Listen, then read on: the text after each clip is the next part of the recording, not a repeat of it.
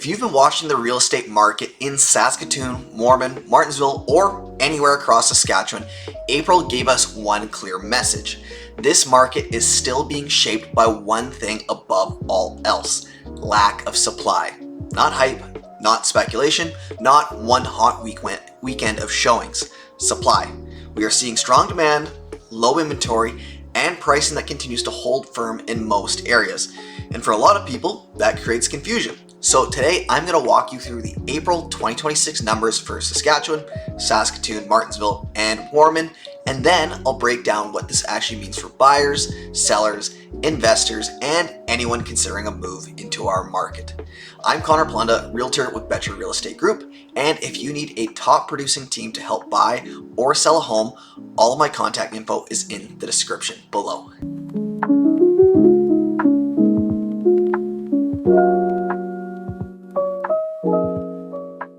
Starting at the provincial level, Saskatchewan continues to look very different from many other markets across Canada. In April, Saskatchewan recorded just over 1,400 residential sales.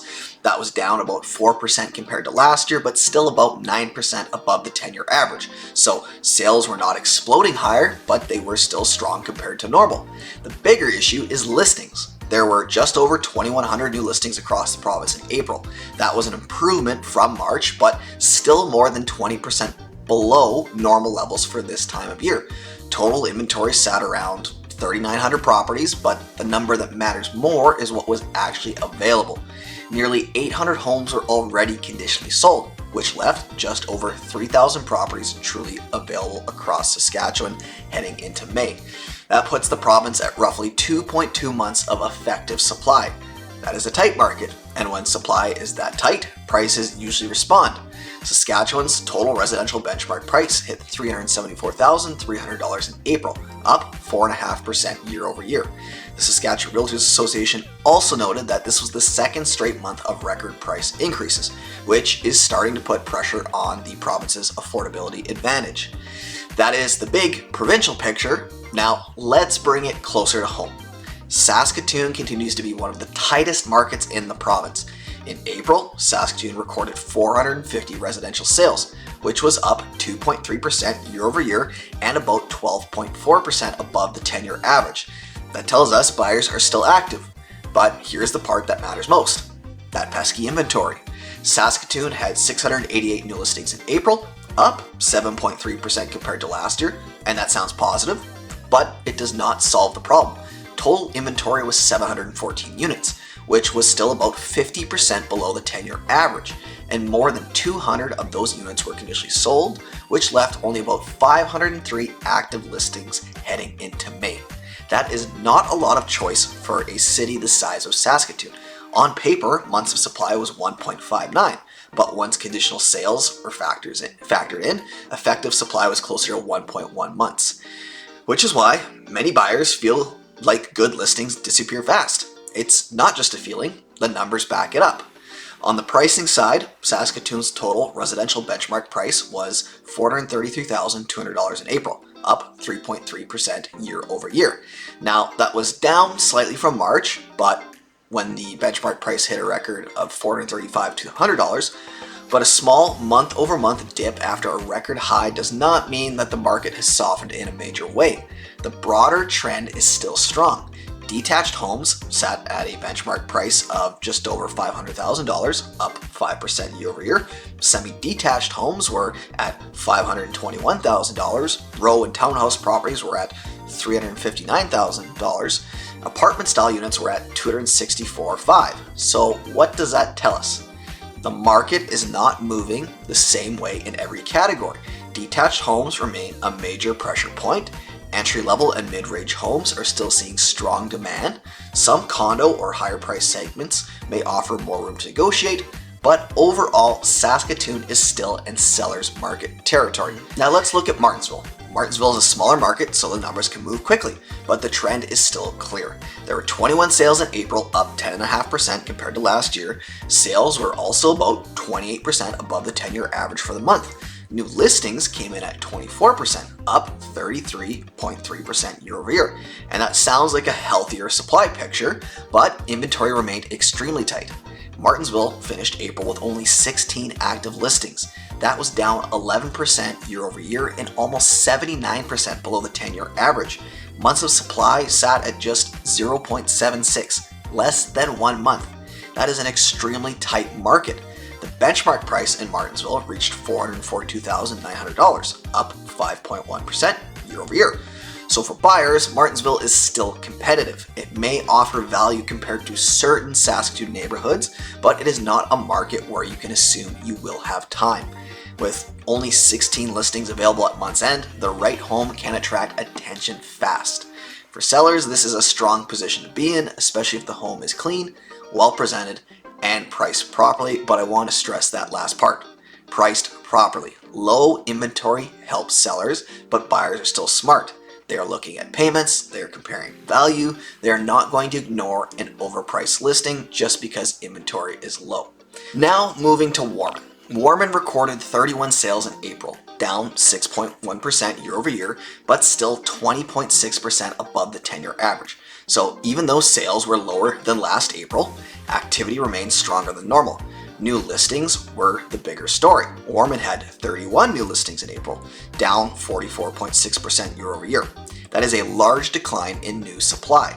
Inventory sat at 51 units, which was up 8.5% compared to last year, but still 47.3% below the 10-year average.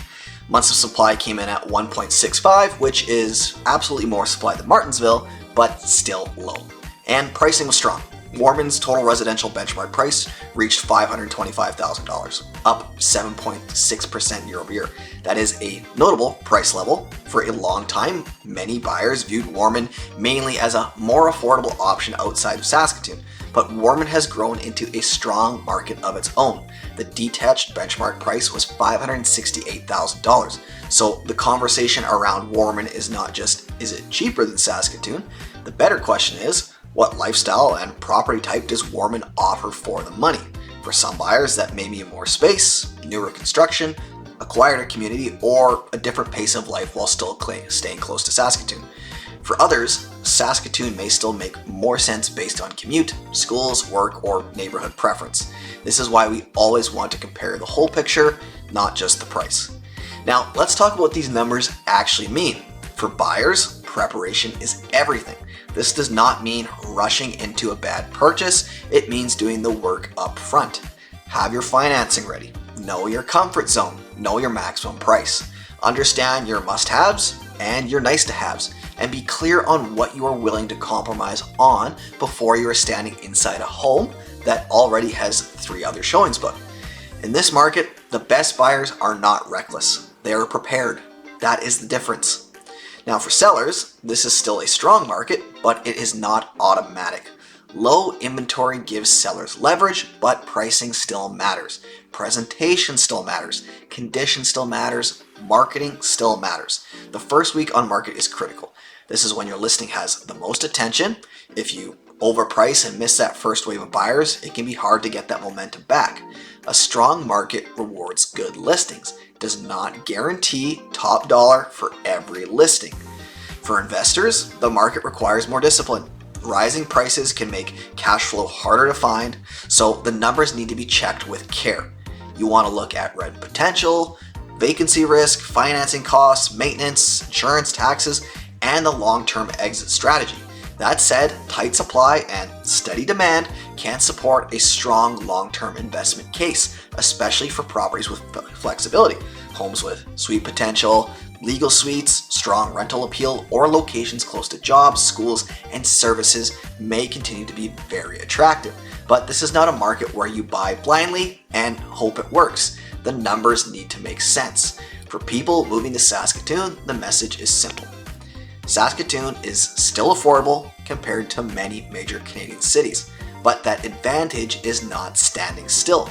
When supply stays low and demand remains strong, prices can move faster than people expect. So if you are planning a move, get clear on your budget early, understand which neighborhoods fit your lifestyle, and do not assume that waiting will automatically give you more options or better prices. It might, but in this market, it also might mean fewer choices and higher costs. So the April 2026 market can be summed up this way. Saskatchewan is still tight, Saskatoon is still dealing with very low effective supply, Martensville has less than 1 month of inventory, and Warman continues to see strong pricing.